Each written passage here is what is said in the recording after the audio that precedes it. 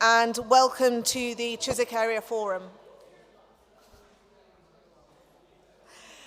My name is Councillor Gabriella Giles. I am the chair of the Chiswick Area Forum, and I would like to welcome you all to this meeting and hope that many of you were able to speak with our stall holders today. As it's now just after 7:30, we will move to the formal part of the meeting where we will work through the items on the published agenda. Please note that this meeting is being recorded and will be made available for viewing on Hounslow Council's YouTube page in the coming days. For tonight's proceedings, I as chair will be running the meeting and inviting people to speak. The theme for this evening's meeting is youth employability, and we have a wide range of people to join us tonight. As we have a full and interesting agenda, I will endeavour to allow as many people as possible, but seeing as there aren't that many of us here, we might whiz through this pretty quickly. With that in mind, I would like to ask members of the public to wait their turn and not interrupt people when they are talking or comment during contributions of others. I'd just like to remind you that there are some evaluation forms on your seats, so please can you fill them out, because we're always looking to improve these meetings. And then please do use the sheets to submit any unanswered questions and hand them to our community development officers who are around the room. Right, so agenda item number 1 is apologies for absence, declarations of interest and other communication from members. So I've received one apologies for absence from Peter Thompson, and I understand, Councillor Gill, you might leave early if things go well. Would you like... Okay. Okay. Okay. Right. Fantastic. So I guess other communications from members. I suppose we've received information today that the South Chiswick livable neighbourhood restrictions will be lifted during the Christmas period, of which the dates I have forgotten. Councillor Croft, do you know what they are off the top of your head? Apologies. I believe it's the same as the congestion charge one, but I can't remember off the top of my head exactly when that's on. I know that they will go back into enforcement on the 2nd of January, and that's we'll get the other date issued swiftly. Right, so moving on to agenda item 2, minutes of the previous meetings. We have the minutes from September. September the 12th, 2023 for approval. I don't propose we go through these page by page. Are members happy to agree them? Fantastic. So if we go to agenda item number 3, we have our issue tracker. The issue tracker is used where we use it as a method to track any issues that are coming out of these meetings, so that we can follow up on them. Right, so we have had our Hounslow Local Flood Strategy, which was completed at the Chiswick Area Forum on the 12th of September. I move that we strike this from the action tracker. The enforcement of abandoned e-bikes. So the issue of e-bikes being abandoned all over Chiswick, is that still an ongoing matter? In June, we had the questions on No Mo May. I believe that we're now going into the next year, so should we strike this, or do we put it forward and keep it for the next year? So, Chairman, I would say keep it and let's lobby for better next year, because we didn't like the way in which it was managed. Yeah. We could certainly ask for improvements. Thank you.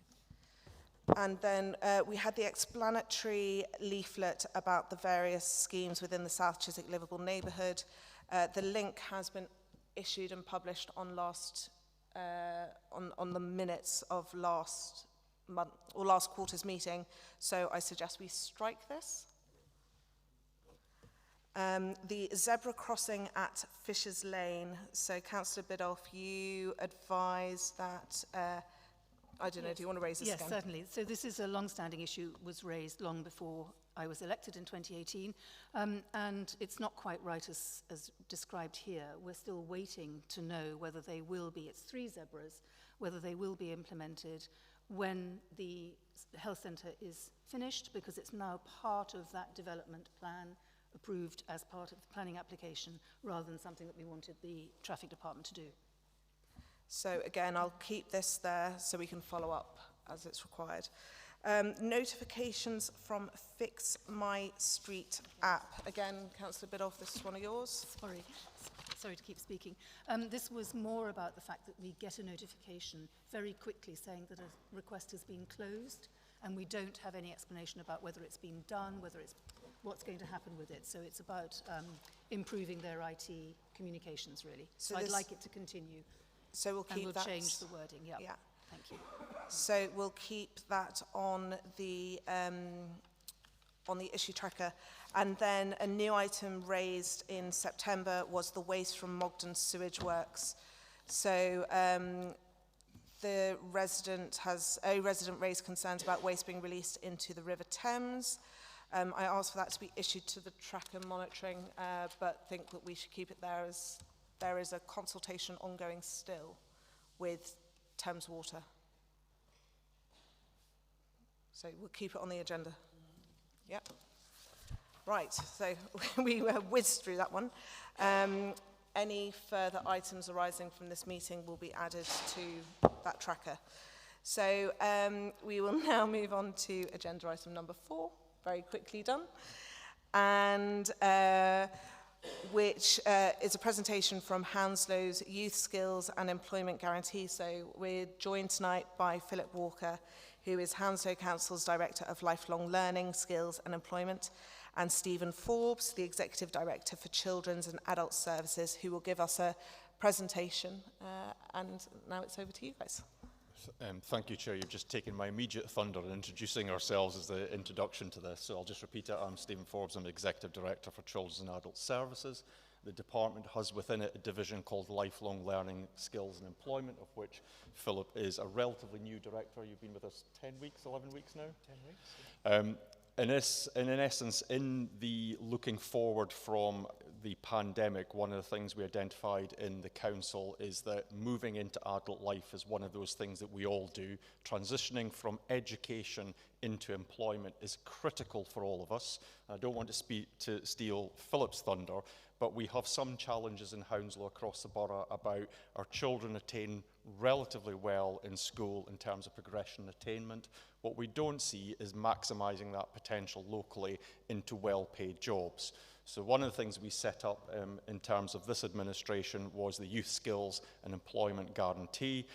I won't say very much more than that because I will steal Philip's thunder. He's got a number of slides that he can go through. It's an incredibly wide-ranging topic, so we've kind of distilled it down to some of the key drivers, some of the key focus, and there'll be absolutely an opportunity to ask either myself or Philip at the end some questions from anybody. So at this point, I will be quiet and hand over to Philip. Thank you, Stephen, and thank you, Chair, for the opportunity to be here this evening. As Stephen said, I have a few slides to give you some context and a bit of detail about the guarantee programme itself, and I hope that provokes some questions and discussions which we'll seek to respond to. So, to start with a bit of context in terms of responsibility. So what I should say is that the Youth Skills Guarantee is an effort from Hounslow Council that sits alongside the work of many organisations in our borough, not least our schools, in terms of preparing young people for their adult lives. But to give a bit of context to the sort of statutory position around careers, information, advice and guidance, that actually sits with schools. It was changed by the coalition government in 2012. So the duty to deliver careers, information, advice and guidance sits with schools. And as Stephen has referenced, and I'll reference again in a moment, the schools in Hounslow are very effective in relation to that duty. The Baker Clause was added recently as a result of the Skills and Post 16 Act being implemented.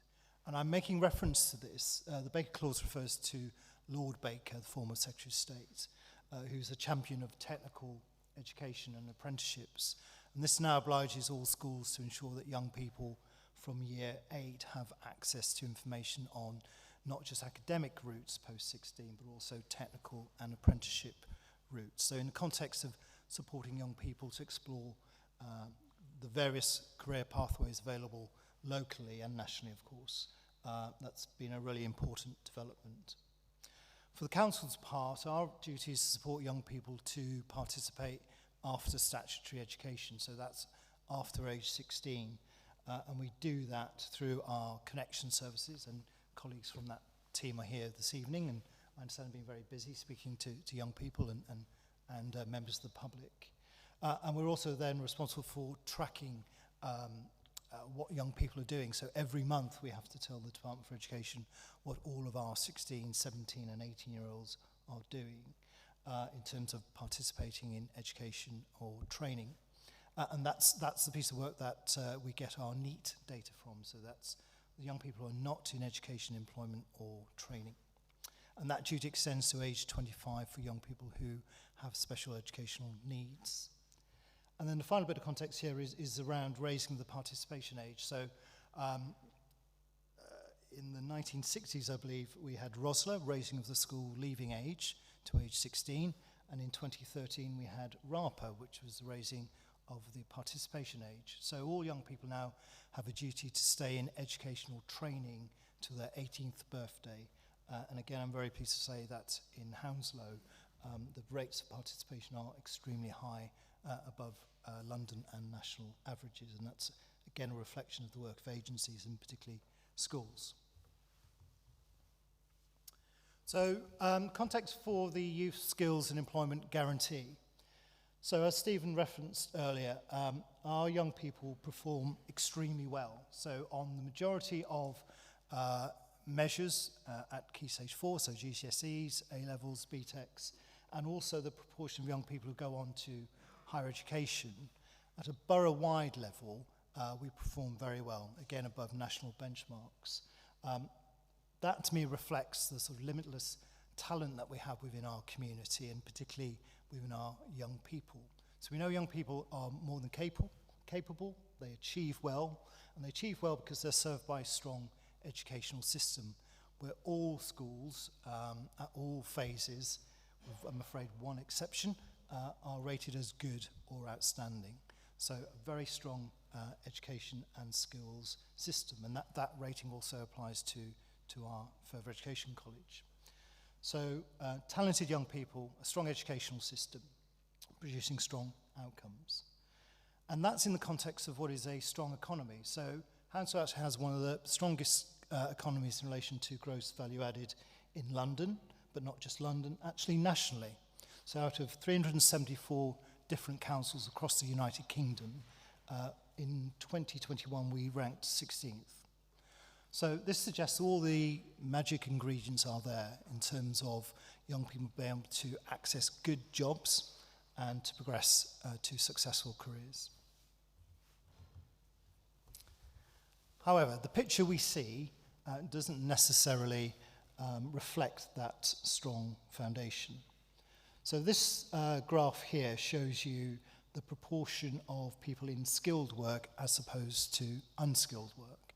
And the definition here is that jobs which are professional or technically skilled, requiring a technical qualification. So as you can see, we perform better than the UK average, but below the London average in relation to the proportion of people in skilled work. So we know those jobs exist in our borough, but quite simply, not enough local people are accessing those jobs. So the Youth Skills Employment Guarantee is to try and match that talent that I talked to the opportunities that our economy presents. And this really highlights that point further. So the difference between the average wage in Hounslow Borough compared to the average take-home salary of someone living in the borough is £4,500.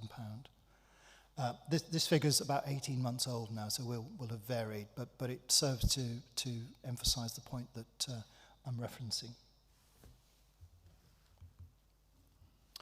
So the response is the Youth Skills and Employment Guarantee, YSEG, which has 3 core elements to it. The first is around partnership working, and I referred earlier to efforts not just by the council but by a range of organisations, employers, schools, and really it's a call to action for those bodies to work with us, to work together, to try and tackle this challenge that we face. Again, matching the talent we know that's in our community to the opportunities in our economy, and what are the barriers preventing that from happening. We are working to ensure that we are fostering ambition amongst our young people and our residents more widely, knowing that those opportunities are there. Again, what are the barriers that are preventing them aspiring to those good jobs in our local area? And the work again of our connections team, but also Work Hounslow, that provides support for employment to individuals across the borough, are there to provide information and advice alongside that provided by other institutions, so that more people are aware of those opportunities and how to access them. The offer itself is broken into 2 parts, a universal element and a targeted element. The universal element is there for all young people, and as I'll show in a moment, largely takes a digital form, but not exclusively.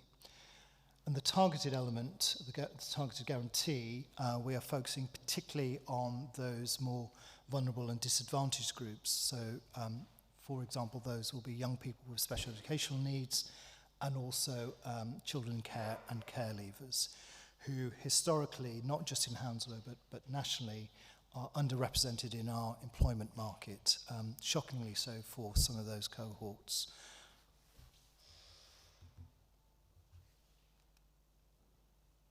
You had to press too many times.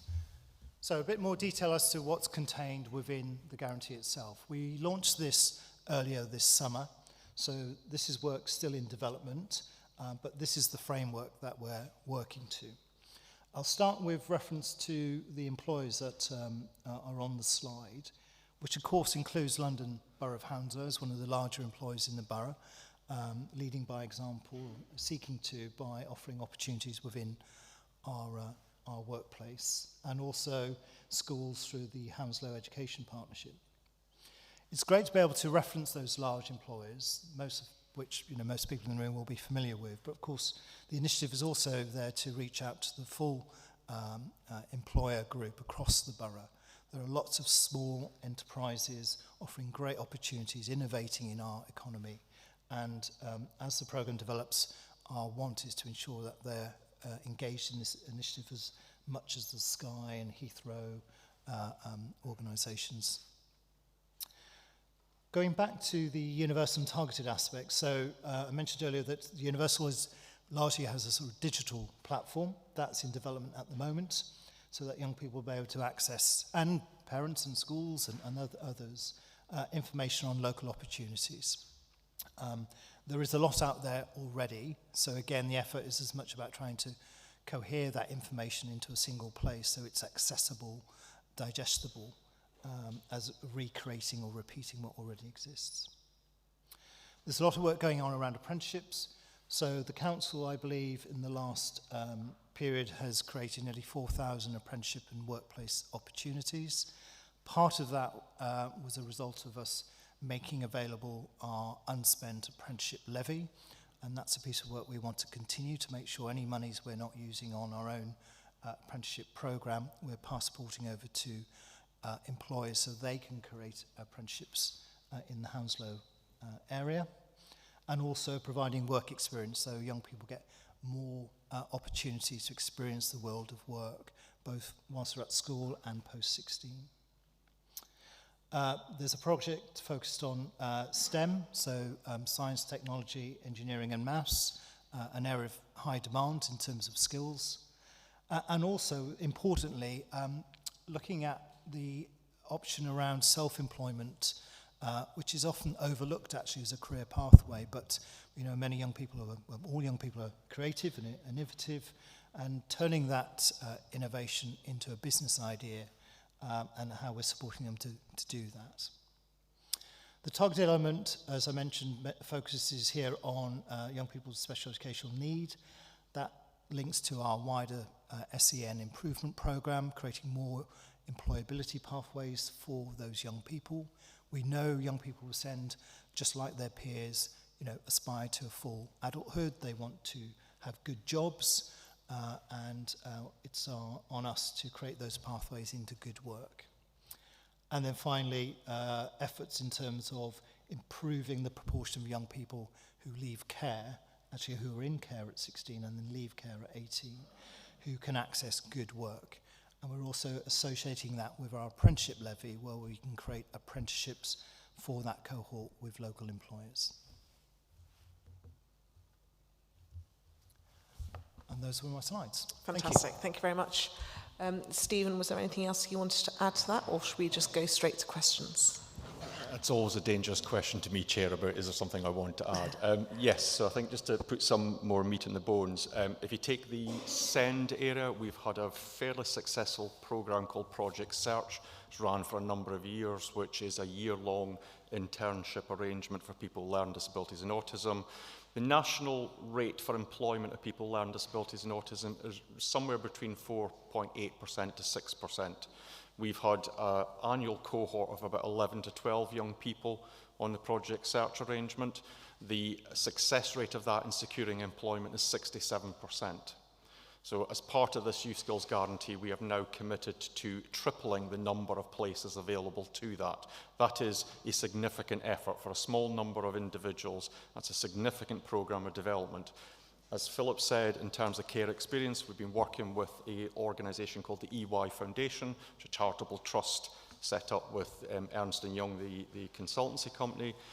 They have quite a track record in working with care experienced people, and where we will be at the end of this calendar year into next year is that every single one of our care experienced people will have access to a skills and employment pathway by default through that programme. So there will be no reason why any of our care experienced young people cannot be in some form of training or employment.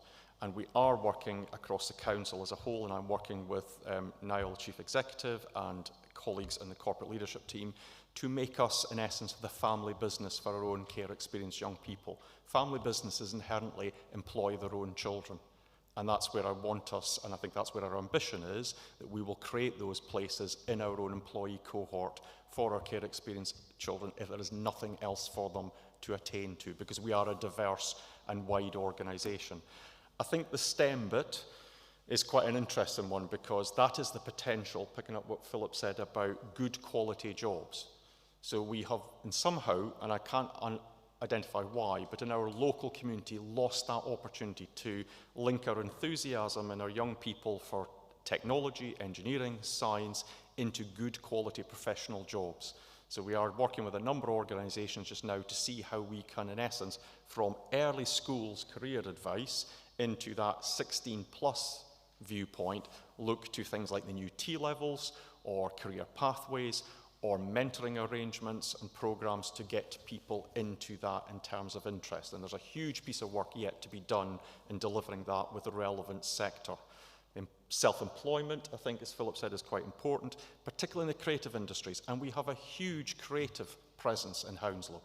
It is one of our strong parts of our economy. But actually being a self-employed creative is inherently the way a lot of young people want to go. So that's really another piece of important work. And this is not the end. In essence, as Philip said, this is a call to action, so we are keen for employers, small businesses who are interested in offering something into what we call the Youth Skills Guarantee Alliance, the cohort of organisations behind this, to in essence welcome them into that and stabilise their offer within the wrapper of the Youth Skills Guarantee. So the Youth Skills Guarantee is not a direct offer from the council, it is an alliance of organisations working together. And it's in early days yet, so we've been working at this for 18 months. We've probably got another year and a half to, in essence, be its midwife into reality, but we want to get it to a point where it's owned by businesses and the sectors within Hounslow. And that's where we want to be probably within the next 12 to 14 months. And I'll stop now. Great. Thank you. And it's great to see that Sky's on your list, seeing as they're one of the biggest tech employers in the UK, who have worked on some very interesting projects that many of us will never know about. So I will go to my fellow members to see if they have any questions. Yes, Councillor Croft. Just a very quick one, thank you very much. That's great. If there are employers that we know of that may be interested in it, how do we direct them to you? Lovely. Okay, thank you. There is actually on the Council's web pages a website for the Youth Skills Guarantee, and there is a general contact email address in there, so that's the other route as well, rather than just bombarding his singular mailbox with hundreds of emails. But it is on the website if you search for it, and we can make sure that's circulated to the area forum so you've got it. Great, thank you. I'll go to Councillor Masisho first. I think he put his hand up before yours. Hello, Philip. Thanks for that presentation. Just made a couple of notes and observations. The one key thing that came up is which Steve just mentioned, STEM.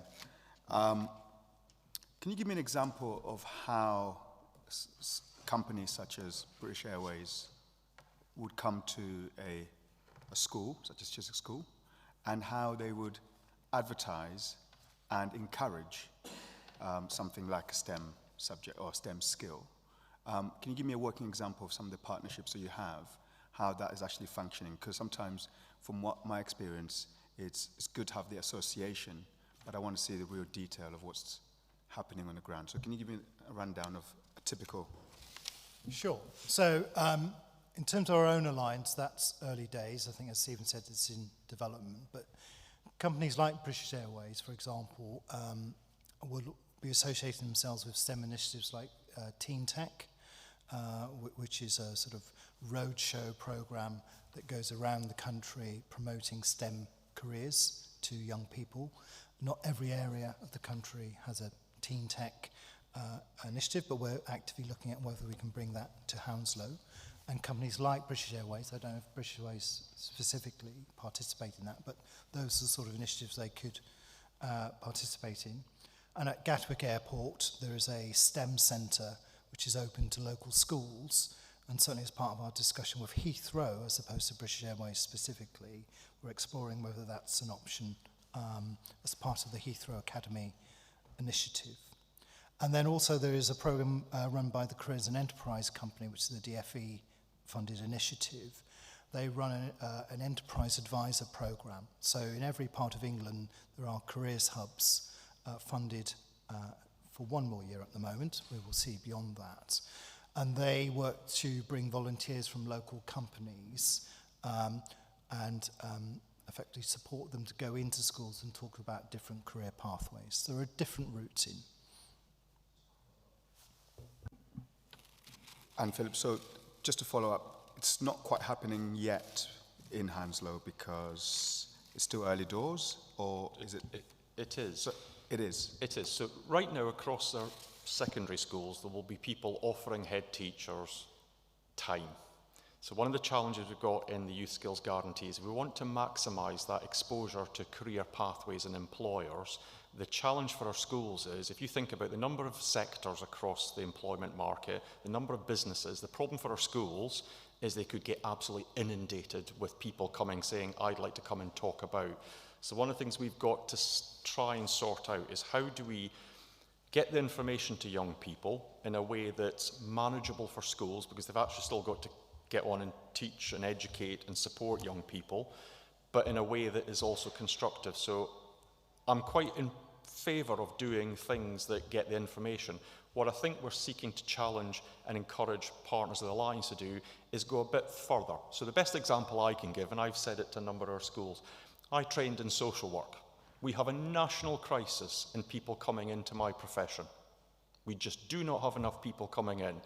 If there's any young person in Hounslow wants me as a mentor to mentor them into the profession and spend time with them over the next year, 2 or 3 years, I'm willing to do that. That's one of the asks we've got of our Alliance members, is how can you go just beyond coming and talking, but actually support people particularly those who would not necessarily see the career pathway as something that they would think about, that they can't see people like them in the career pathway, or maybe have challenges to overcome.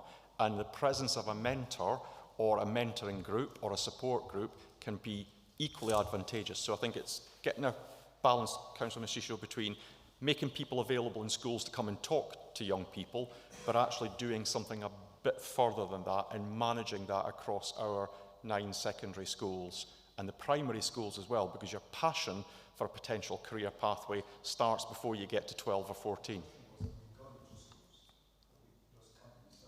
People, they are doing that just now. It's not that they're not doing it, but we want to do it in a more structured and advanced way. Councillor Todd. Yeah, I haven't got a question, but I just want to congratulate the director for getting an outstanding in the Ofsted report published recently. That's incredible. Well done. Thank you, Councillor Todd. That's nice to hear.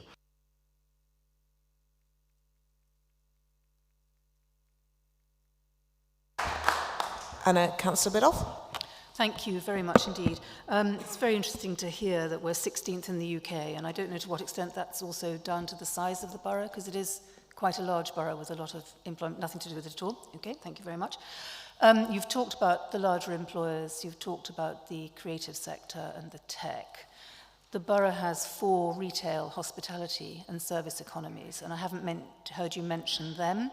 Is that not something significant enough for you to be concentrating on that? You know, Chiswick here is only retail, hospitality and service economy itself, and it's the second in the borough, so I'd quite like to hear some encouragement about that.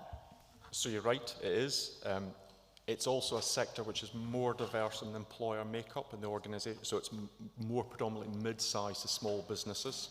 So that in itself for us causes a bit of additional challenge about how do you get smaller businesses involved in this, because their offer will be smaller, the amount of time to support them probably proportionally higher. So we want to, as Philip said, you know, we've been doing this for a period of time, we want to get these things stabilised, but that retail, you know, public sector, we haven't talked about public sector, again, a big sector area for employment and good professional jobs. We've got a real problem in public sector recruitment across local government, the NHS, other public sector organisations. So there is a programme of ambition that sits behind that slide deck about where do we go next. But I think the retail community is predominantly smaller businesses, and we'll need to probably work more effectively with the Chamber and some local associations to get that moving in a different way. But I don't have an answer to that just now. Just to add briefly, so I haven't referenced it, but there is a government initiative running at the moment called Local Skills Improvement Plans. There's one for London, which is then broken down into sort of sub-regions. So there is one for West London. And this is a significant effort to hear the voice of all employers. So it's led by the Chamber, and to play back that voice in terms of what skills it is they're saying they need today and in the future. So the Local Skills Improvement Plan for West London absolutely reflects those sectors that you're talking to, and others as well. Thank you. I understand the point about it's easier to work with larger employers or larger businesses. Has anybody done the maths on what all of our retail, hospitality and service businesses add up to across our 4 main centres, and whether ultimately that's an awful lot of business with a big amount of money attached to it and some jobs for people? We have all of that data. For us, again, at the moment, it's focusing on these areas first, and then those areas come next in terms of how do we start. But this is those kind of 5 areas that Philip put up there about the work where look easy, but they're actually quite significant pieces of work. So we want to get those done, delivered, stabilised, probably the end of summer next year, begin to start thinking about where we go in some of the other sector areas or some of the other skill set. The entrepreneurship bit sounds easy to do. It's not just about who would be looking at, what kind of sectors would that relate to, but it's also, as Philip said, just putting in a sustainable programme of helping young people when they come through think about what it means to set up a business. Now, my ambition would be we've already got the Chamber out there who are a whole load of small businesses who have gone through that experience. we need to have a conversation with them about how those small businesses contribute to providing that mentoring, information, support, not just a funded programme from the local authority. Because that, to me, is the better way of doing it, is that 10, 15, 20, 30 small business people come together and say, we'll do that. We'll pass on our knowledge and skills to young people who are interested. We'll mentor them through it, rather than us saying, well, we will spend 20 grand a year on putting in a training programme twice a year. I think there's, but again, planning that, making it consistent and making it something that's sustainable is quite a challenge, because there's an administration behind that, managing it, and that's a bit we don't want to run before we can walk. But worthwhile you pointing these things out to us, because it keeps it on the agenda. And the other thing, which we didn't put on there, is the commitment to the Youth Skills Guarantee is not to 25. So at this moment we've been focusing on 14 to 25, but what we do know is that early childhood disadvantage impairs children's ability to learn and to secure good employment. So what we also want to be doing in the next year is focusing on deprivation and its impact on employability. So that in itself is a significant social bit of work that we need to do alongside the 14 to 25 skills bit. Fantastic. So I will go to the floor if we have any questions. Sam? Do we have a mic? The Climate Action Plan, how does this link through to what the Council's doing on actually improving the environment generally and specifically? Because it was one of the very obvious things when the Climate Action Plan was put together, was that the skills needed to install things like photovoltaics and air source heat pumps, that there just was a big shortage locally, and there's a big shortage in London, there's a big shortage nationally. I mean, that thought, how does all of this link through? Yeah, so again, one of those key sectors is the green economy, and I use that in the widest sense. We've had some definition in the last 4 months nationally from what are considered to be green jobs for skills development. So part of the Climate Action Plan, part of the work with a new colleague who's joined the Council in the last week, the Director of Regeneration, is actually for Philip and that individual to have an action plan going forward now to say, what is it we need in terms of the green economy jobs? What do we need to deliver in skill sets? So for example, we still, nationally and locally, train people in sorting out diesel cars. Now, at some point, that will come off the agenda. But what we aren't focused on yet is, well, actually, what's the green replacement? Where is our skill set for electric vehicles? And what are the skill set there at a small local employer? So your local garage at the moment, who's an engineer, who manages his own business servicing petrol and diesel cars, is there a skill set we need to develop there for the next 15, 20 years about electric vehicles? And if it is all that retrofit, where are those skilled people coming from? Some of those are good quality professional technical jobs. We don't want our young people to miss out on those, because they've got, as Philip says, the progression and attainment and capacity to do those jobs well. We just need to create them and upskill them and get the pathways sorted for people to understand how you get to that. There is a little bit of a belief that career pathways are linear. They're not. And part of the confusion for lots of young people, and even people in their 20s and 30s, is we talk a lot about transferable skills. And most of our career pathways, if you look at it, I look at my one, has not been linear. So how do we get some people now who are involved in non-green jobs to use those skills across into the green economy? What's the pathway to make that happen? And that's for some of our young people already. We need to start thinking about 15 and 16-year-olds and how we point them by the time they get to 25 to the new jobs that will be coming out of that green economy. And there are some answers to that already, just to add. So the development of the new T-levels, so these are the post-16 advanced level technical qualifications, which have been developed with employers, does include, for example, modern insulation methods in terms of heat loss within the construction industry, for example.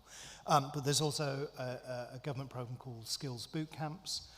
These are short, intensive retraining or upskilling programs, normally 12 to 16 weeks in duration, which include a focus on the green sector, so heat pump engineering, solar panel installation.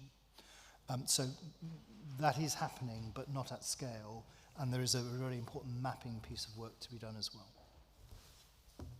Great, thank you very much, gentlemen, and thank you for your presentation. I think that's all our questions this evening. And oh, sorry, did you have another question? Sorry.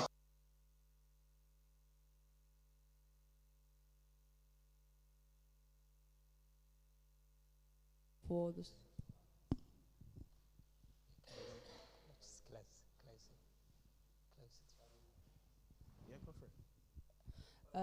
How will this course work for the students at the schools? Because you've talked about it, but I'm not sure if you've really explained how will they learn about it, what precautions might they need?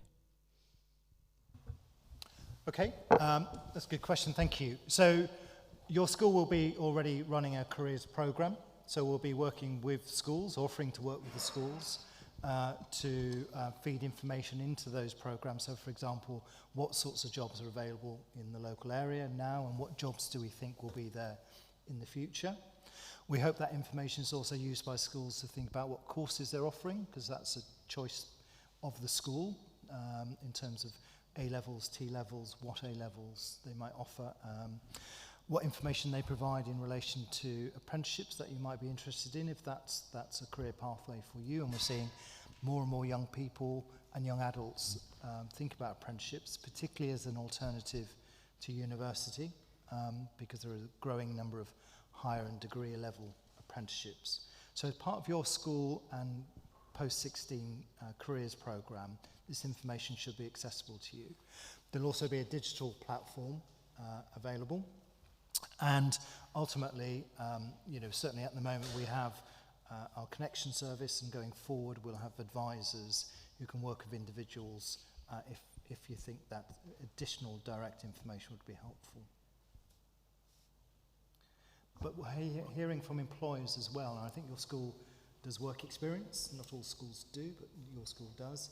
That's a really valuable, gives you a direct insight into the world of work. So rather than somebody in a suit and a tie like me talking about careers, talking to employers, visiting employers, that's the really useful stuff. And your school does that, and we want more schools to do that. Great, well thank you very much, gentlemen. We'll now move on to hear directly from the students, unless you had any other questions. You can just raise them as part of your presentation if you wish. So we'll move on to agenda item 5, and this evening we have students, we have Mohammed, Elvin, Daniels and Amelie, who are going to come and switch places and tell us about what they want or need in helping getting into the world of work.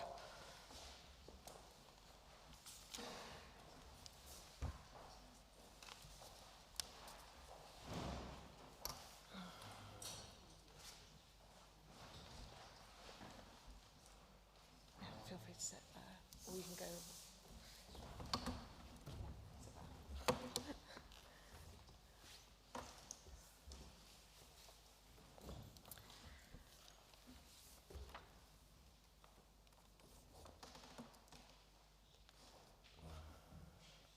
Great, so if you could just introduce who you are, what year you're in, what you would like to do, and then what your kind of, what some of your challenges are, that'd be great. Hello. It's working? Yeah. I'm Daniels Mickiewicz at Chiswick Community School, and this year, at the beginning of the 4th financial quarter, we had work experience, and that was while I was in year 10. We had it through the school with the Sparks program, and we encountered, while the opportunities were very plentiful, I believe that after the fact it became apparent that we had problems with limited preparation beforehand, and limited options and resources after the fact in terms of, in terms of like follow-ups and opportunities after the work experience has taken place. To begin with, we were looking at the issue that again, that students are feeling underprepared in that the notice, of course, the notice has been several months before the fact, but during this period, the school did little to provide sort of to encourage proactivity in the students and sort of enthusiasm. It was like we're left to our own devices a lot of the time, and we were hoping to sort of ensure that instead of focusing on in particular the period of the opportunity itself, that students are prepared in terms of their transferable skills, as we'll be speaking about later, and everything else that entails. Secondly, our opportunities a lot of the time are in very short bursts and sort of one-off events, and we're hoping to prioritize longer term opportunities among students being provided, such as, for example, the example that's been used in studies a lot is 4 weeks, whereas we received a 1-week opportunity through the Sparks program. And it's been shown that the response to work experience and the perceived benefit is much higher when there's an opportunity to settle in the experience. Thirdly, we're looking at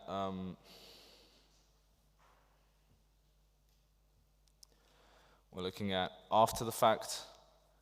There's a lot less focus on work experience after it's been done, and a lot of students feel like it's closed to them once again now that the school has essentially dropped its support.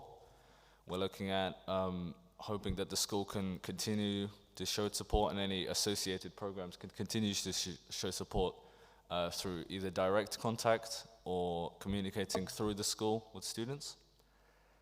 And finally, we're just to close with the fact that our school is, the GCSE students at our school who participate in the work experience program are among 33% of GCSE students, and who participate in school subsidized programs like this.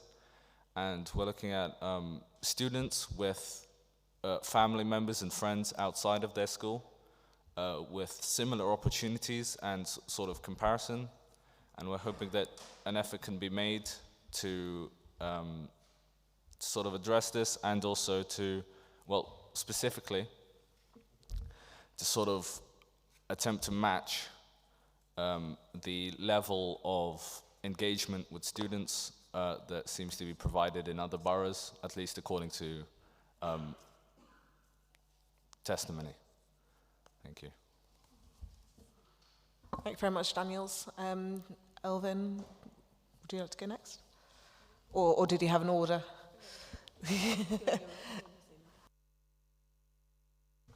Hello, my name's Amelie. So I'm in year 10 and I haven't done my formal work experience yet, but I have done quite a lot of volunteer work and just work in general for my swimming club, which is Barnes Swimming Club. Which I wanted to speak about was accessibility. As I take part in extracurricular outside of school, I've noticed it's quite easy to volunteer, whereas in schools I wouldn't say it is as easy.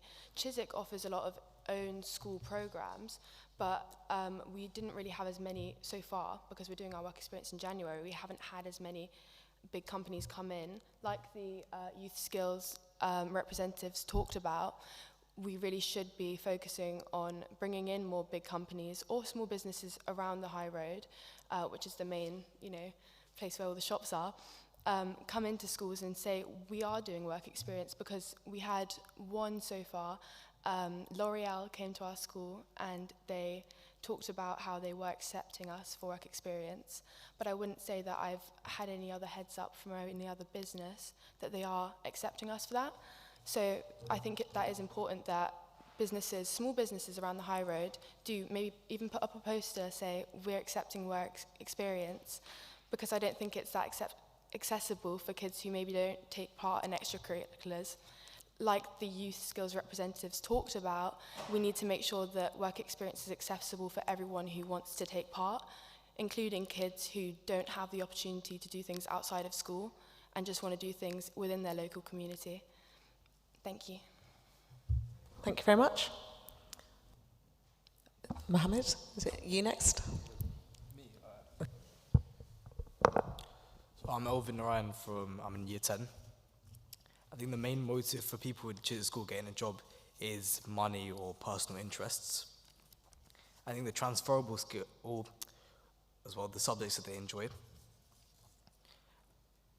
and the transferable skills which you can learn is mainly from extracurricular activities like Duke of Edinburgh, which is 3 months volunteering, skills and physical, and expedition at the end, which you learn teamwork.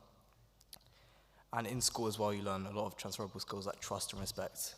In the first 3 years at Chiswick, we do the arts, which is music, art and drama, and that's where you learn a lot of creativity.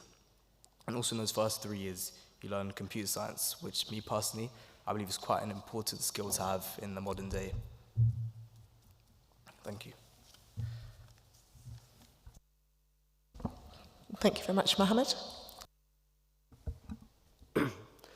Hello, my name is Mohammed and I'm part of the student leadership team at Chiswick School, and I'm a head teacher ambassador.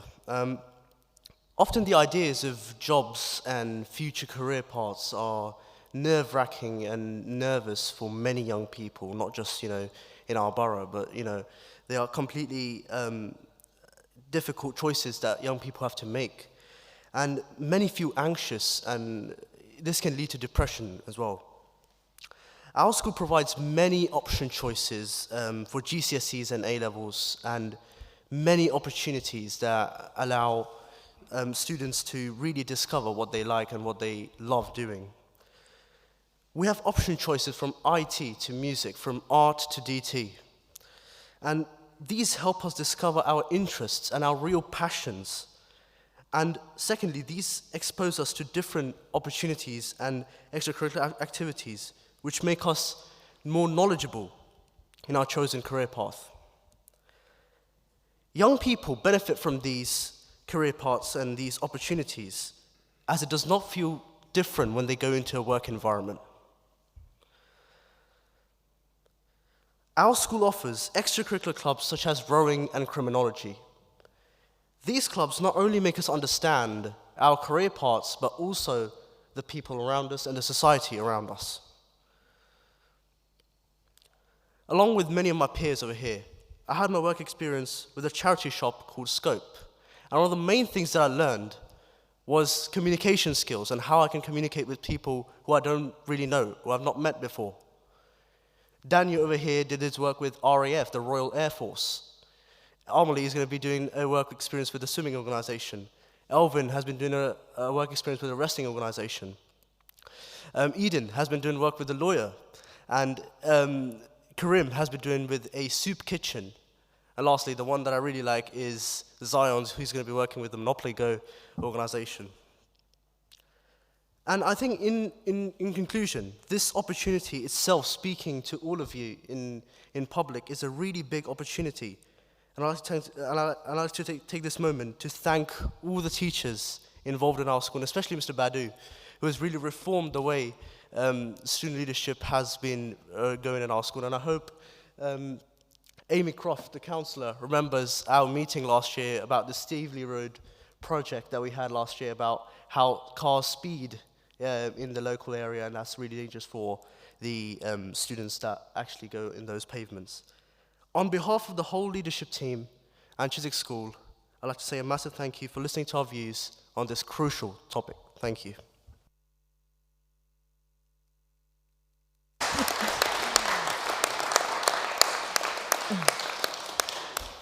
Thank you very much. We'll now go to questions from the members, of which I think Councillor Mashiso may be very enthusiastic.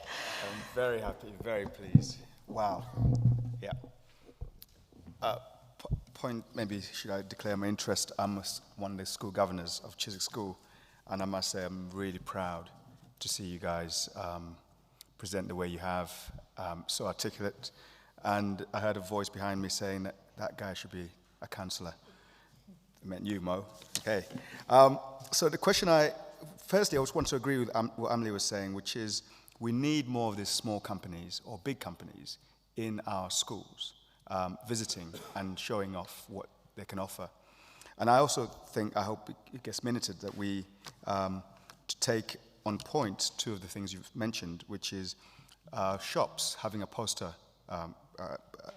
campaign, perhaps even using Chiswick W4 to advertise that we are employing or taking in students for work experience. So my question really is, in terms of the help that we mentioned at the beginning, is it Giles? Danny's. The one you mentioned at the beginning, in terms of support, do you mean support in terms of writing a CV, or what kind of support do you want from the local community? In terms of from the local community, I'd just like to ask for a clarification. Support in what sense? Yeah. So you said at the beginning there isn't enough notice period before you start work experience placement. Yes. You would like some pre-care support, and also you would like to see the experience be longer. But then afterwards, you would also like to see aftercare support once you finished your work experience. Can you explain what the pre-support means? Pre-support. Well, in particular, an issue is two issues that need to be addressed is transparency and sort of time periods, of course. I think that we would benefit from even like years prior, like before starting secondary school, for companies to start thinking already about teaching about employability to children, and like around the year 5, year 6 age, because I think that their maturity is underappreciated. Secondly, in terms of transparency, that both schools and companies in the local area can sort of communicate to students the work that they're doing in collaboration, because it seems like behind the scenes not much is going on when there is a lot going on, and it's just not much transparency. And in terms of more sort of actual support, aside from just coming into schools with representatives and speaking with students, we were hoping for, of course, workshops, and also a lot more, like a focus on one-to-one engagement with students, especially those with disadvantages and all sorts of situations, Thank you. Thank you very much. Does anybody have any other questions?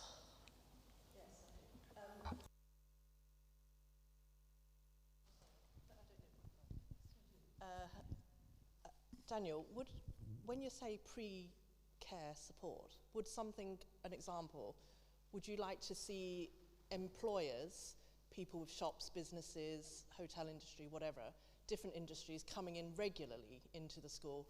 For example, don't you have a class PSHE or something like that?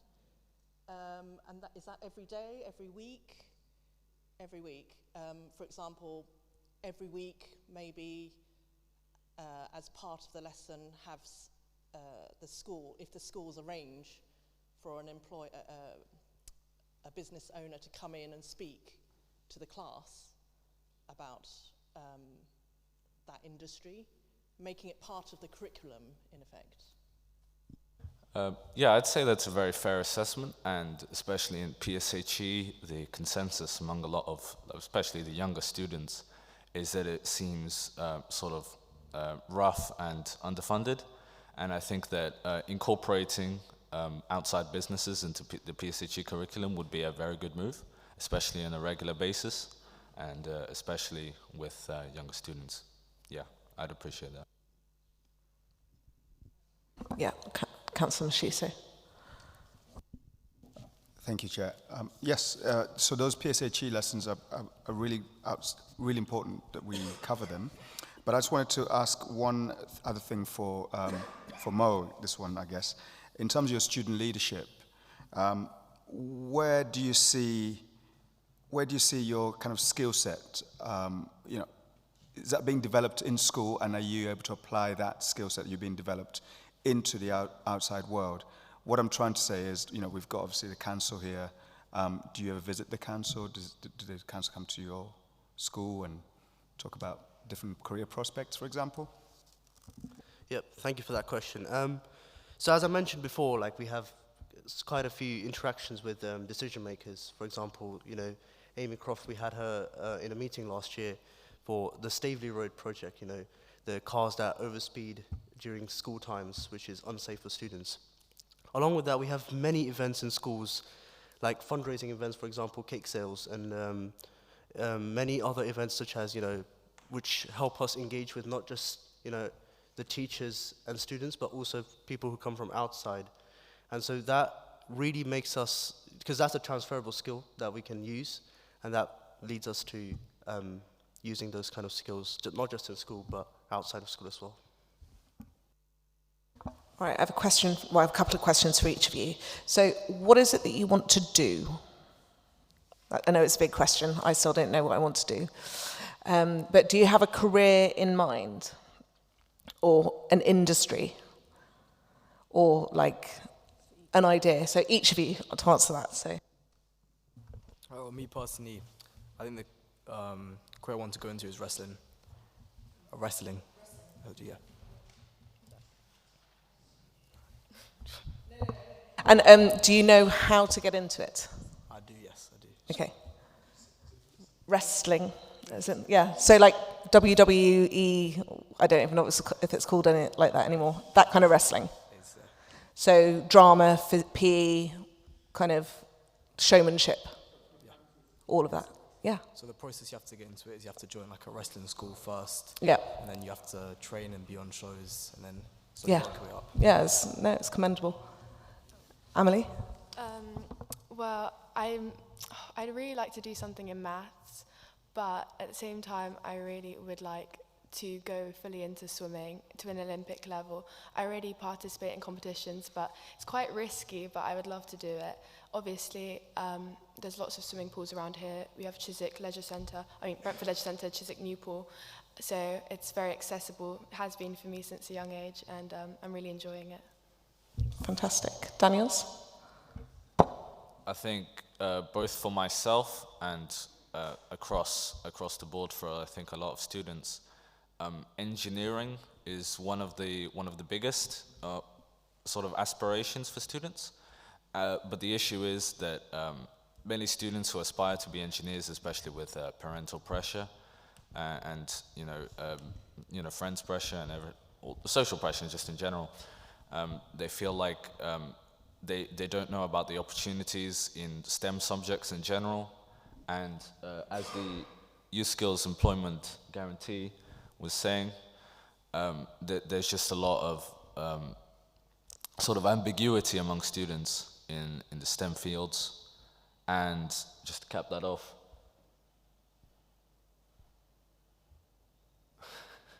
I was just going to say... Yeah, that's all, thank you.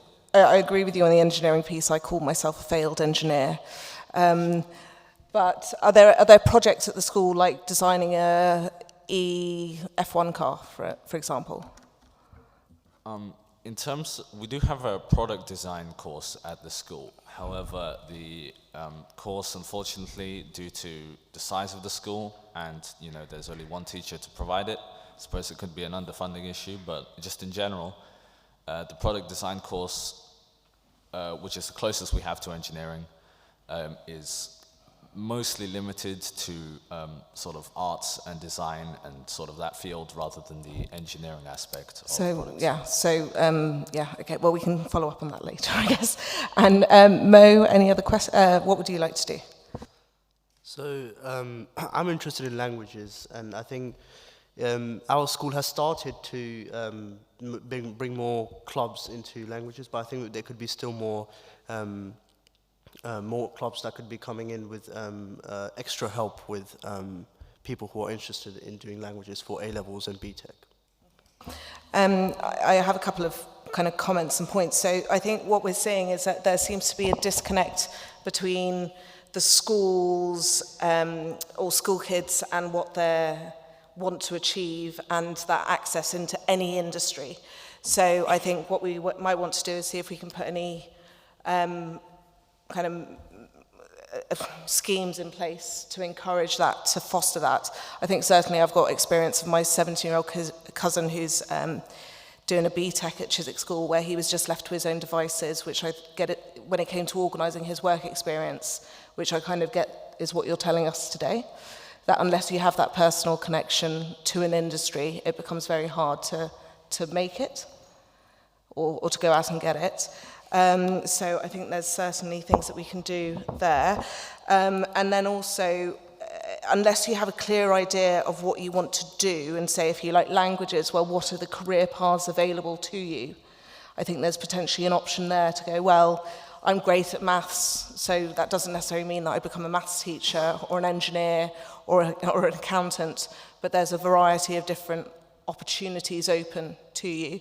And even as engineering, Daniel's like, have you got an idea of what kind of engineering you want to do? Do you want to build bridges or develop video games or anything in between? I think generally the perception of engineering as a field is very, very limited to, essentially engineering of mechanisms on like a large scale. That's the most basic perception of it. And I suppose other sorts of engineering are often sort of like considered inferior almost to this sort of main idealized version of engineering as a field. And also I'd like to quickly elaborate in terms of what we can do about the disconnect. I think that addressing BTECs and T-levels and the social stigma around them is a big priority, especially as BTEC in recent years has even become slang for something inferior in second grade. And I think just that having both third-party organizations and schools address this issue and communicate to students that BTECs and T-levels are both, valid career paths, especially into STEM subjects, I think is an important priority. Yeah. No, I think those are very valid points. Councillor Gill, I believe you had one more question. No, I haven't got a question. I just wanted to thank all four of them for their point of view, and it's interesting to learn, what you require. And I think it's very brave of all four of you to come up here and make a point. And thank you for coming. And before that, sorry, Councillor Gill, I believe Councillor Biddulph had a question. Yes, thank you. I do a lot of work with our local shops and cafes, so I'm picking up particularly on something that you said, Emily, which was about having to slog your way through the high road and looking for posters for job opportunities. I don't want to preempt anything that our retailer here might say in a little while, but I do know that shops do put notices up in their windows, but of course it's random. It might not be in the week when you're going to have a look or whatever. So I absolutely take on board the fact that that's a difficult thing to do, and we need something. I'm not sure that chiswickw4.com is the answer, but I think we need to find a route to you, so let you all know what's available in your local community. And the jobs will be varied. It won't necessarily be retail and hospitality. There's quite a lot else going on. So thank you very much for making that point. Posters are missed. They're random. They're not necessarily when you're looking. So we must try and fix that. Thank you. Thank you very much for your time in your presentations, and I hope you'll stick around to hear the rest of the meeting. All right, thank you very much. So we will move on to agenda item 6 and invite Bill Beattie, who is a volunteer youth worker at Hogarth Youth Centre, to give a short overview of what work goes on there. Thank you very much, Bill. Billy, sorry.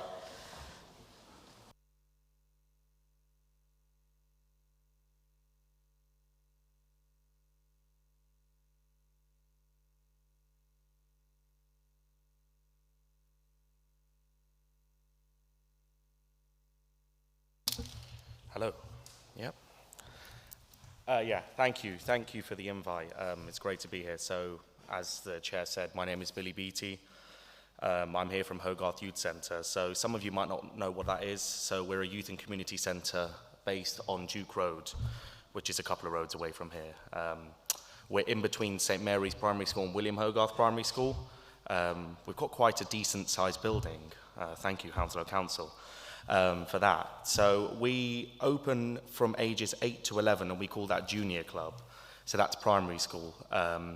We're open usually after school from 3:30 to 6 on a Monday and Thursday for those age groups. And then we have a senior club on a Monday and Wednesday for ages 11 to 18, which is secondary school basically in college. At the moment, we have an ongoing project with Chiswick School, funny enough, where we do a mentoring support on a Tuesday and Wednesday directly from school. Even today, we had the police come in and speak to them, which was quite good for them because I think a lot of young people don't really get to ask the police questions. It's usually the police asking them questions. So a bit of background for us, really. We were council funded until 2019 when they withdrew their funding from youth services. So the council ran us for many years. Our youth budget slashed from £860,000 to £212,000. That was the council. I know there was a hard-fought campaign to try and keep us going, especially by Councillor Todd, Councillor Mashiso, and I know other councillors were involved in that as well. So now, as I'm part of a team of sessional youth workers run by youth officer Denny Anthony. Many people in this room will know. Senior youth worker Naomi Elaine, who's been a youth worker for over 20 years now. So we are a charity, as I said, that relies on licensees in our building, and we apply for grants from the council. So what I mean by licensees is because we have such a large building, we are able to rent out certain rooms in the building to smaller businesses. We have a nursery in there at the moment. There is a gym upstairs and a dojo. So in terms of our work itself, we don't just work during school times. We work at half term, and we have a summer program which ran for 4 weeks last summer, and we took 27 young people to the Isle of Wight for free for 2 days. There was just a team of 8. I was in that team of 8. We took 3 minibuses, and yeah, there wasn't much sleep. So we also are part of the HAF program, which is I think it stands for Hounslow Activities Fund, and we get funding from them, and that means that we can provide a free meal each day in the holidays for young people. They're very generous with their funding for that. We thank them, obviously. We also had the Friends of Hogarth, which has evolved into an informal group of local residents, businesses and charities, which helps deliver our youth program. So they raise our profile through various events. There's wine tasting evenings, and there's also evenings where people will come and give their testimonials. So as I mentioned before, our project with Chiswick School is actually called Get Off the Fence. So we find, I'm not sure that other people will find, that there's a lot of Chiswick students who they don't really know what to do after school. I don't know if some students might agree with me, but they usually find themselves around on the high road, sometimes up to no good, sometimes they behave themselves. I was a member at Chiswick School, so I can't really judge them on that. So we decided that we wanted to do a program where we are mentoring these young people. So there is a team, I'm part of that team where they come to us, we speak to them. We also are going to be doing a Youth Star program, which we are trained to do, so we can speak to them and move towards certain goals, which I think is important because the school can only do so much. And I know Chiswick School is led by a fantastic team with the head teacher, and they do a lot of work, but outside of school, they're sort of limited. So we have stepped in to help them, and we hope that a lot of these young people can learn new skills that are transferable at school where they behave better and obviously get better attainment. So what I was actually here for was to speak about volunteering. A lot of our volunteers in the past have been for Duke of Edinburgh. I know some Chiswick students mentioned that before. So we help train young people. They will go through an interview process similar to a job, but not as sort of intense. We won't make them turn up in a suit, where they will meet some of the team and sort of get to know the basics of what we're doing. And I think that's important because I actually volunteered at Hogarth Youth Centre myself. I'm part of the full-time team there now, but I volunteered there from the age of 13 to the age of 18. So I volunteered for 5 years.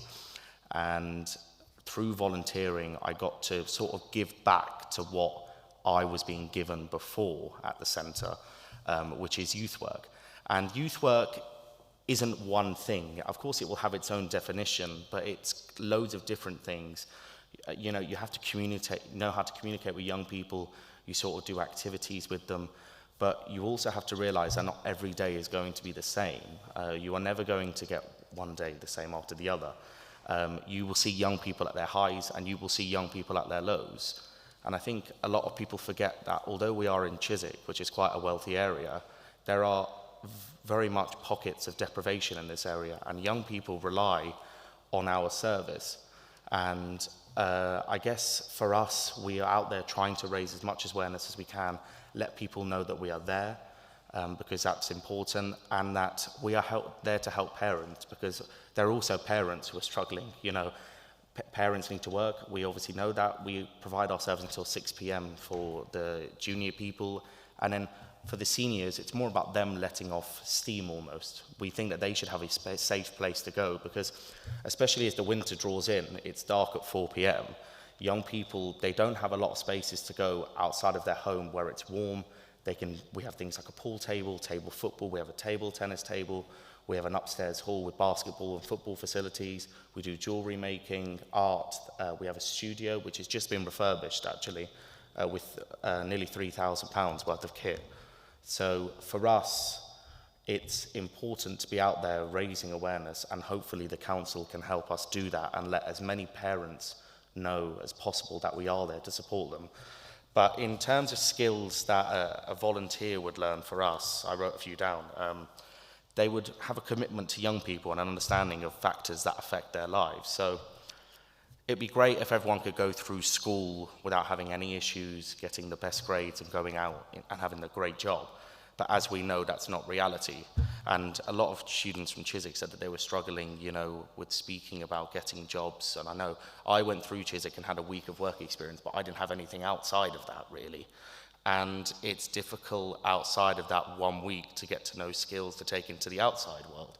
So hopefully by volunteering with us, people will learn that. I also wrote down the ability to act with integrity. So I think a lot of young people, including me, would learn skills of how to behave around younger people. Of course, you're not going to be that much older than the young people, but you are, whether you like it or not, a lot of them will look up to you. That's the reality of it. Patience is another thing. You know, you have to be patient with young people. Although I think a lot of young people are very smart, they're not always going to behave and be tolerable. Organisational skills, so planning sessions ahead, you know, knowing what to do, because there is 2.5 hours that we usually work with the young people, but that goes by very quickly. And if you're not prepared and you're stood around wondering what to do, they sort of see that themselves, and it won't make them want to come again. The ability to treat young people's concerns with respect and sensitivity. Yeah, that's another thing. We don't really want volunteers to go out and start talking about young people's issues with other people, but we do want them to talk with the team. And if I could use one word to describe Hogarth, it would be family, including the staff and including the young people. As staff, we always meet after sessions and we will talk about them confidentially in the office, you know, where we are. But it's important for our volunteers to know that we are not going to judge them on every move that they make.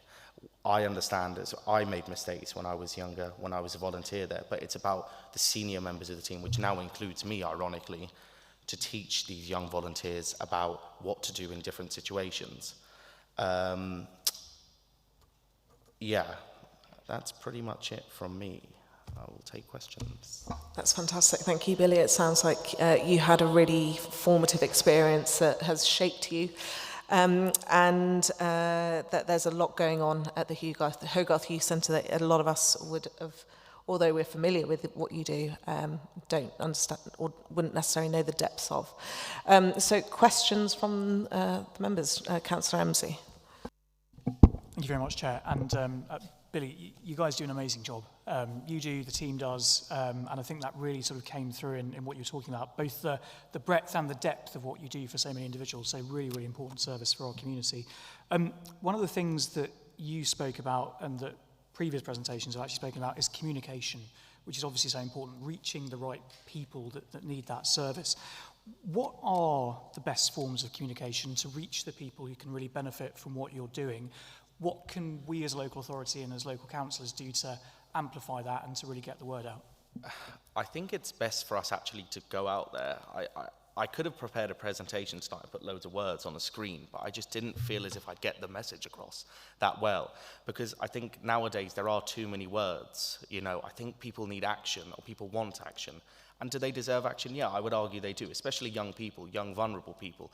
So going out, us going to speak to them, encouraging young people to go to the centre. And an example I'll use is we have a partnership with Cavendish Primary School, and what we would do was we'd go and pick them up from school, take them back to the centre, and because a lot of the children who go to the school live on Alexandra Avenue Estate and Adenza Gardens Estate, we would take them back around 5:45. And we were struggling for numbers, so I decided to go in and do an assembly to Key Stage 2. And now our numbers are reaching over nearly 30 a session, which is great because I think young people want us to go and speak to them. You know, it's easy me handing out a flyer to somebody because not a lot of people will look at the flyers. They want to hear from someone. You know, testimonials I think are very important for the centre and for a lot of other places. So yeah, that's what I'd say. Councillor Mashisi. Thanks, Billy. Thanks, Chair. Thanks, Billy. Good to see you again. Really good work. The wine tasting activity that has been going on in the community has been brilliant. I can vouch for that. I volunteered a few times wine tasting during lockdown with Hogarth. I think the work you do is brilliant, and if anyone doesn't know, listening to this, the facilities in Hogarth Youth Centre are incredible. You can even do cookery as well as the sports, like as you mentioned. So my question to you really is, are we aiming for quantity of people coming through the door, or are we going to something that we're very good at, which is the quality of service of the 5 or 6? Because I think making a difference to one person is huge. And are we kind of going away from that a bit, or are we still focused on the quality of service? I think there can be that higher quantity with the quality, because I think there is space for, in terms of the team, there's only really myself, Denny, Naomi, and then there's another member of staff, Rochelle. We are sort of the 4 core staff, but we have up to 15 sessional workers who will come into the centre. So if we're aware of a large group coming in, we will make sure there's staff there to facilitate that. And whilst I 100% agree with you that making a difference to one young person's day, it could be more important, you know, than having sort of 10 people come around and just kick a ball. I completely get that, but I think there's room for both. I know I might sound a bit greedy, but I do think there is room for both. And I think with our service, although we do get funding by grants from the council, which we are very grateful for, and from the local community, I do think there is room for more, because there are more young people. The borough is growing in population. It's not getting smaller in population. And, you know, the issue I find, I grew up in a flat. I never had a garden. We had a downstairs area, but it was sort of a communal area that wasn't entirely safe unless you were supervised by a parent. You know, parents should have that opportunity to send their child to somewhere where they know they're going to be safe. You know, we always take emergency contact details if anything happens. Hopefully nothing does happen. Usually it doesn't. But, you know, there's a safe space for young people to come and play, to do cooking, to do drama, music production, things like that. And I just think that the more people that we are getting out to, sort of the better, you know, the more people they'll speak to. So if I speak to 4 or 5 young people and they go and speak to family members, for example, we could have also them come in as well. You know, so I think it's important for us to reach out to so many more people, although we do reach a very good number now, because in the summer we can have up to 50 youngsters a day. There is room for more, we find. And I think with the council's support and with promotion sort of in the wider public, we can reach even more young people. Thank you, Billy. Now, the other thing is, it's been nearly 25 years since I was a youth club regular attendee. Back then, you know, the kind of people used to hang around the corner after the youth club is closed, and it's quite unsafe for us to get back home, you know, after we've been there to play pool and whatever. I know Denny quite well, and I know you very well. How do you police that bit when you dismiss those children? Do they get home safe, and how do you guarantee that? In terms of young people, we like parents to pick up until secondary school, if possible. We know that's not always possible, but we do like that. And we will always make sure that we have either written or verbal permission from a parent that a child can go home on their own. In terms of, especially in the evenings now, I know how cold it could be and how dark it is, our young people that leave at 9 o'clock, I will always walk them out almost to the main road and make sure that there is no one there. But I do agree with you, on the corner where we are, there is an alleyway that goes down towards Duke's Avenue, and there is very minimal lighting in there. And that's another issue that I'd like to raise, because I think that should have more lights on it. I think there should be cameras down it, because I know we had a young person very nearly mugged down there. So, you know, I think there is more, there is a greater possibility that there should be a safer space there, because I agree with you, on the corner there, it's very dark. Anyone could come out from anywhere. But like I say, we always do our best to make sure that every young person leaves safely and gets home safely. I just have a quick last question. So for your volunteers, what are the opportunities available and what's the commitment? In terms of commitment, we're quite open on that. We understand that Duke of Edinburgh is usually a 3-month thing, I think it is. We've had quite a few young people come there from that. But we understand that young people have clubs and things like that. But if we have a volunteer, we'd like them to do at least probably 1 day a week. It's not massively long, and if they can only make it from 4:30 to 6, that's fine by us. But we don't really want them coming in loosely every few weeks, or if they are, then they should really let us know. But in terms of the volunteering, I think they will get the best out of it as well if they remain consistent. That's how I got the best out of it, because at the beginning, I did 2 days a week, and then I went on to doing even more. But that was because I had time for it. I understand not every young person has time for that due to club commitments and things like that. But yeah, in terms of volunteering, I would say that is the best thing to remain consistent. Great, and I think you've hit the nail on the head there, that consistency is key. I'm just conscious of time. Very quickly. Yeah, so your last question. Thanks. If I could just pick up very quickly on the point that Ron encouraged you to raise, which is an entirely right one, which is the Duke's Avenue, Duke Road alley. I just wanted to say that I was quite shocked by something that the police said in a meeting that we organised with them not that long ago, which was that if a road or an alley isn't lit, that's an indication you shouldn't go down there. Now, it had never occurred to me that that was the thinking behind it. I don't agree with it, because I think if it's a route that people need to take, it should be lit. So certainly we're going to work on that, I'm sure, as a team, to get some lighting down there. But just as a general rule, that's what lighting is based on. If it's not lit, don't use it. Just to keep yourself safe in the meantime. I understand that, and maybe that's a funding issue, but if you know that area well, unless you go down there, you're adding 15, possibly 20 minutes onto your journey. And if I live at the end of Duke's Avenue, which I don't, I'm not going to walk all the way down Duke Road, down Duke's Avenue to reach my home. I mean, it just sounds ridiculous. And it's similar, I guess I would put to the police that if they were responding to an emergency, and you know that they were told they're not allowed to go down a certain road, if say a neighborhood road, for example, they're not going to divert that, are they? Just for the sake of it. So I would put that back to them. Yeah.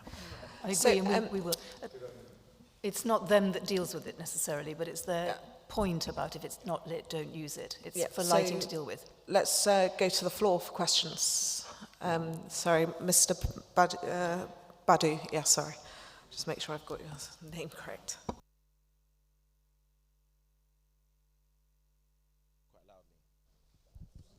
It's for the YouTube recording. So again, I think the work that you guys do is commendable, and thank you for offering your space to us. I guess the question I have, we've kind of spoken a lot about access, and we've realized that actually access is something that we need to work on as a community. And I feel that there's a lot that you can offer the school. Is there any opportunity for some outreach work? Because there is a stigma about going to youth clubs, and some parents also will explain to their children that there are some youth centres or clubs historically that are unsafe.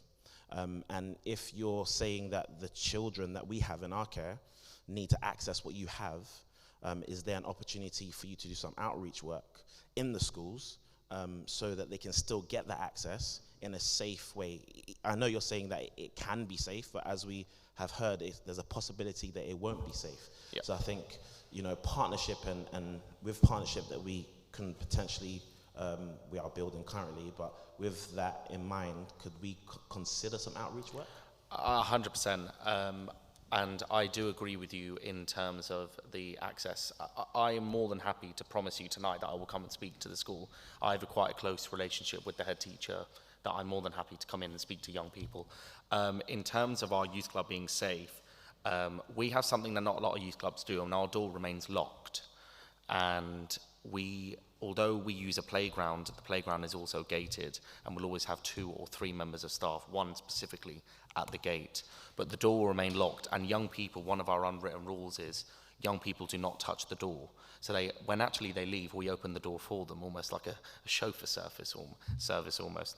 So in terms of safety, I do agree with you. I know many youth clubs in the past that have not been safe, that have had incidents of fighting and things like that. But safety is our main priority in safeguarding, 100%. And I get that, and again, respectfully, I think that's amazing that you can come and speak to school, but I'm talking more about actually running sessions. So some of the things that you'd potentially do in the youth centre, giving the young people an opportunity to have those experiences, but in school.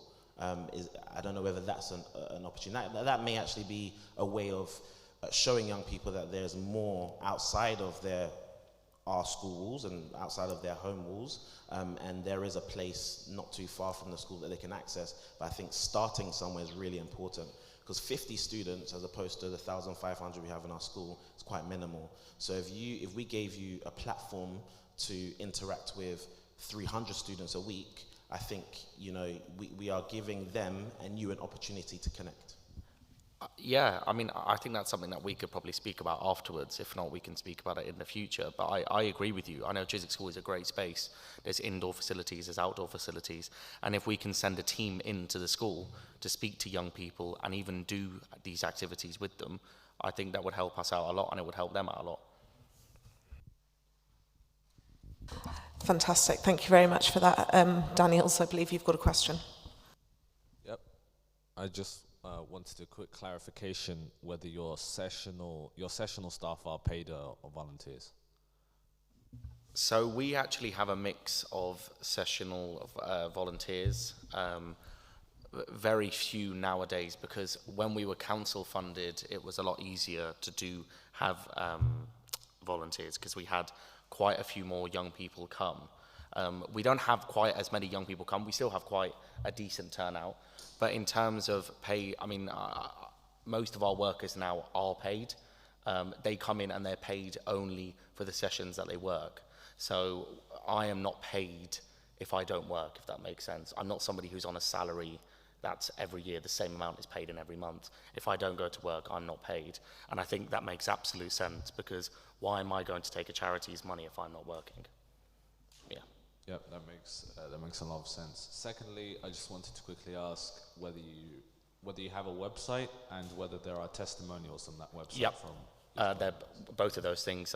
Yes. So we do have a website. There are testimonials on there, and there should be videos from young people who will speak about their experiences on there, as well as our website.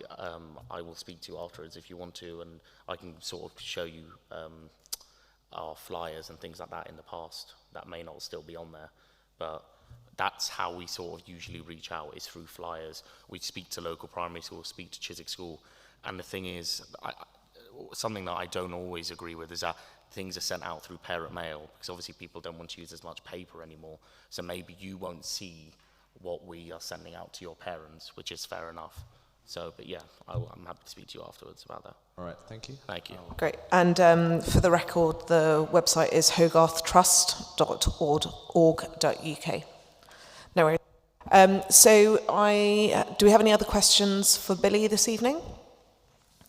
So if not, we'll move on to our agenda item number 7, which is bridging the gap. What do employers want? Thank you very much, Billy. And I would like to invite... Because I was just going to say, because we've got Lynn from Decorexy who is just going to give us a short explanation of what employers want very short. And we won't be that long, and then we'll wrap up. Okay.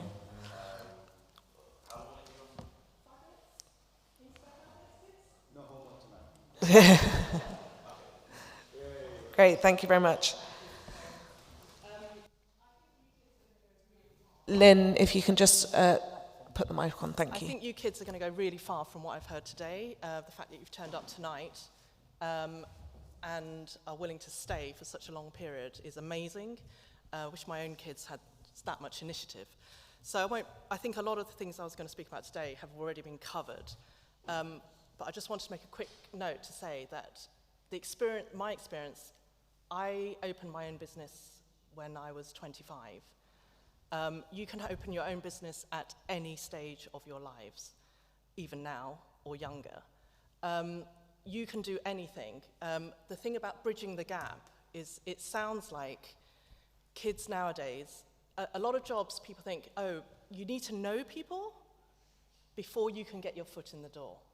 And that is very, very true.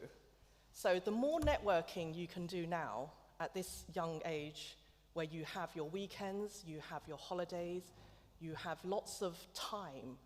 The older you get, the less time you'll have. So while you're free, of course you have your schoolwork, but your hours are quite short. So make every opportunity of your time that you have.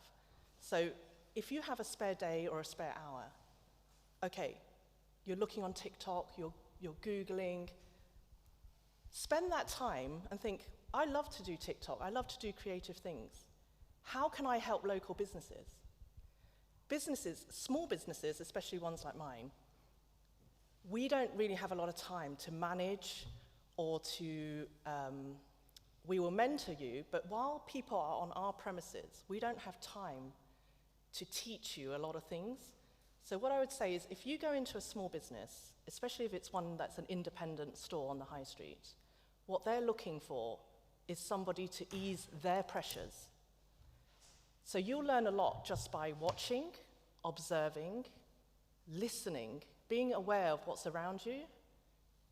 And like you said, you worked for Scope, right? Charity shop, that's front-facing. Any front customer-facing job, you are going to learn masses from, because you're dealing with people every day, and everyone is different, and you're going to come up with a zillion different scenarios, which you will have to learn to think on your feet, on the spot. How do I respond? How do I take care of this? That is the best learning experience. Waitressing, hospitality, working in a hotel, working in a pub, behind a bar, you're going to be fired a million questions. You'll have to multitask. You'll have to remember loads of things. You'll have to work the till. You'll have to be good with numbers. All of these are transferable skills. And what the problem I have is I get a lot of people walking through the door, a lot of graduates with brilliant degrees, first-class distinctions, best universities in the world, phenomenal CVs with the best grades, but they won't do the job. Their work ethic, they want to graduate and they want to walk straight into the highest earning job available. That's not what employers want. Employers are looking for young people with a good attitude to work and a willingness to learn and the willingness to start from scratch. Just because you have a good degree, that doesn't mean much nowadays. What matters is your attitude and what you've done. So the more you can volunteer, the more you can,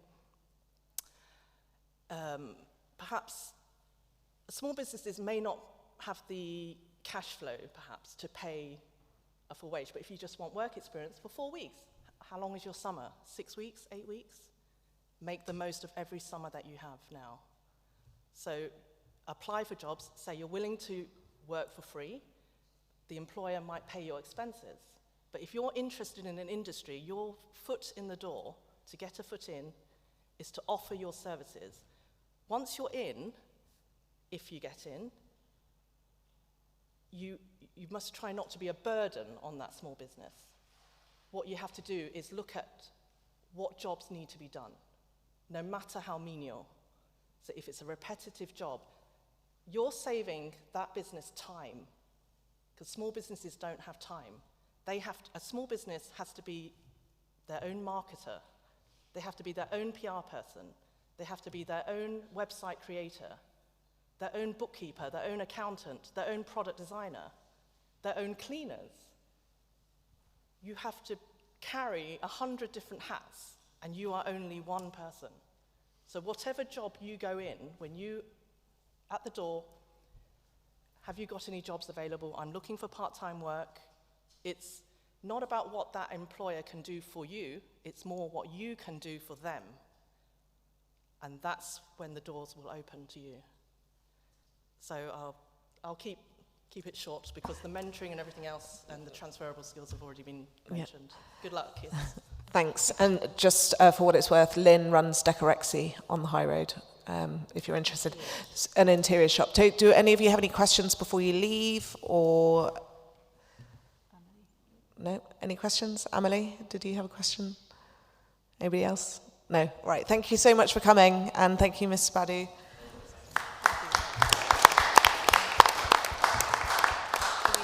And then we'll just, Lynn, before you go anywhere, I'll just ask if we've got any questions from the panel, from the members. No, I think that's made it all very clear. I think personally, I was looking at transferable skills that you've just listed. I've got problem solving, communication, multitasking, customer service, managing up, and what was the other one?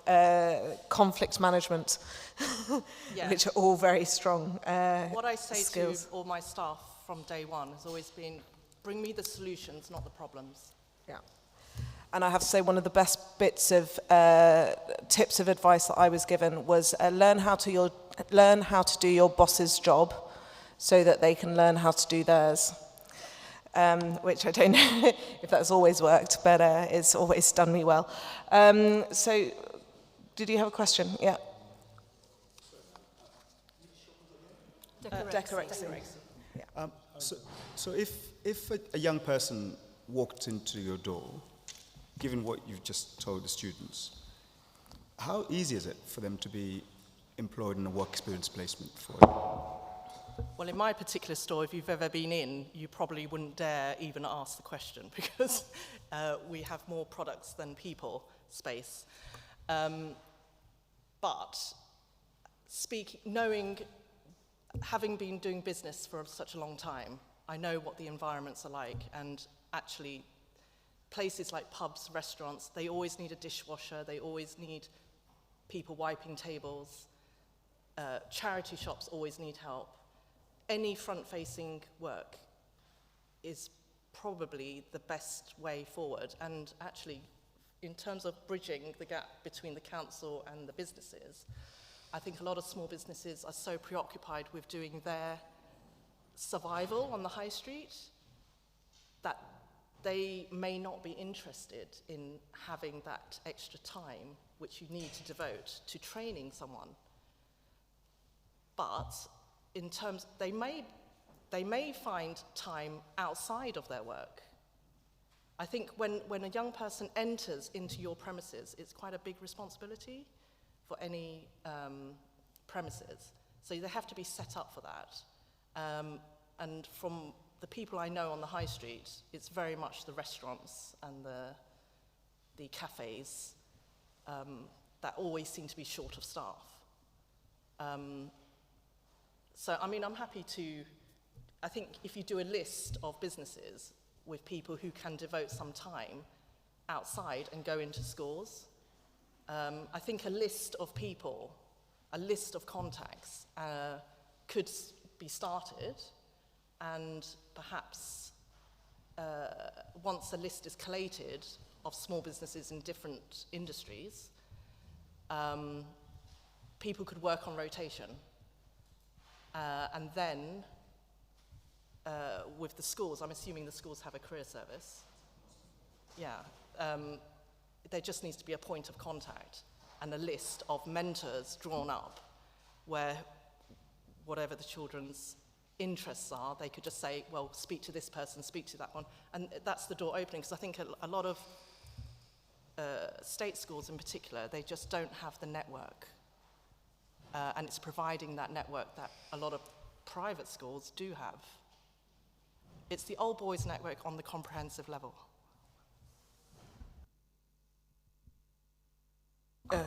Councillor Biddulph. I have that list, or at least 7/10 of it. And I've already put into my diary for next year, after Christmas in your busy period, to get in touch with traders and create some sort of connection with schools in the borough, and particularly in Chiswick. Actually, can I just say that the one thing that a lot of traders on the Chiswick High Road lack, and a lot of independent businesses, they're terrible at marketing and PR. And I think kids have the technology skills. They're the best people to do your marketing and PR on TikTok, on all the social media channels, creating content. And young talent is in demand by a lot of businesses who tend to be of the older generation. They absolutely have the skills, just a caution in that corporates, for example, who, when social media was very new, thought, our young person, they'll understand, we'll give it to them. There has to be a corporate overview, and there has to be a corporate understanding of the messages that are acceptable for your business, the types of messages that are right for it. So although they have the technical skills, I think they would still need, well, I know they would still need to have the political, with a small p, the what's my business about point, rather than just random messages. Or yeah. So I think to address that, what would be good for Chiswick School in particular would be to harness the expertise of a media company. Could be a first step. So doing things, working out a logical order of which mentors and advisors to go in, working on all aspects of a business. And also the work experience, about the 1 week thing that was discussed, it is rather short, because a lot of feedback I'm getting from kids that age is that they go into large companies and they didn't do very much, is the answer. And that's a tragedy. So I think the more small businesses that can take on the work experience, you get to do more. You get to do all the different aspects.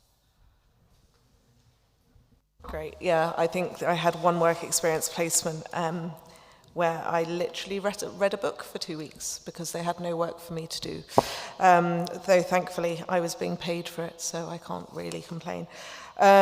So on that note, thank you very much, Lynn, and we could move on to the open forum. Thank you very much for joining us, thanks. We can move on to the open forum. I see that we literally have 2 members of the public here. And I've not been notified of any items in advance, so we will just move on to any urgent business? No.